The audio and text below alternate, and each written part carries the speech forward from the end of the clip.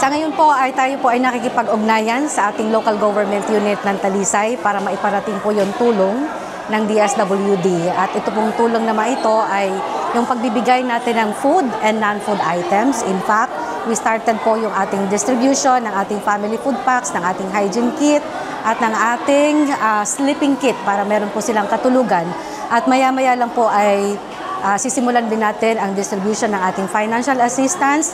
Uunahin muna po natin yung nasa evacuation center. At ating nasa evacuation center ay ito po sa ating Sports Academy of Talisay City. Yun pong para sa mga namatayan, nakapagbigay na po tayo ng 10,000 na burial assistance at yun pong confirmed death hanggang ngayon is 6, but 3 po yung identified already, then nabigyan na po natin yung 3.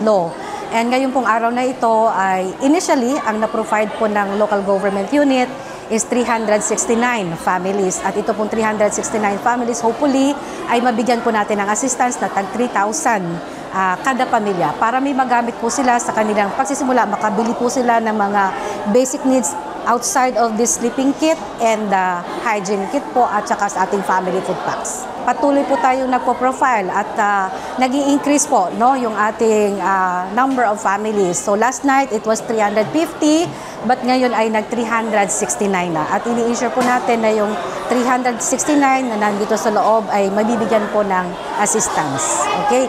Ito po ay prioritization. So, alam na po natin na kapag nasa loob ka ng evacuation center, ay talagang it's either totally damaged or partially damaged po yung ating mga bahay at wala to yung matutulungan. Kaya po sila nagsisik ng assistance sa ating mga evacuation center. Isa rin po ako sa affected na family at part po ng ating pagiging resilient ay bumangon kaagad-agad. Kaya po, yung ating mga government agencies, hindi lang po DSWD but the entire national government agencies ay nagtutulungan para maka-build back again tayo at makapaghanda sa susunod na namang hamon ng ating kalikasan.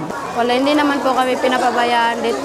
Binibigay naman po yung kinakailangan namin dito, mga damit, mga gamit ng bata, mga pagkain, bigas. Binigyan naman po kami dito, dinadalan kami dito araw-araw. Okay naman po, pero hindi po namin in-expect na gaganon po. Hindi po namin in-expect. Yung ibang nakatira nga doon hindi nga in-expect na yung bahay namin ma-wash out. Dahil parang in-expect lang nila na okay lang yung bagyo, katulad lang ng uulan lang. Tapos pagkatapos noon, mga 12 kay ang mga tao kay nagbilisan ng tumakbo dahil yung tubig daw tumaas na daw.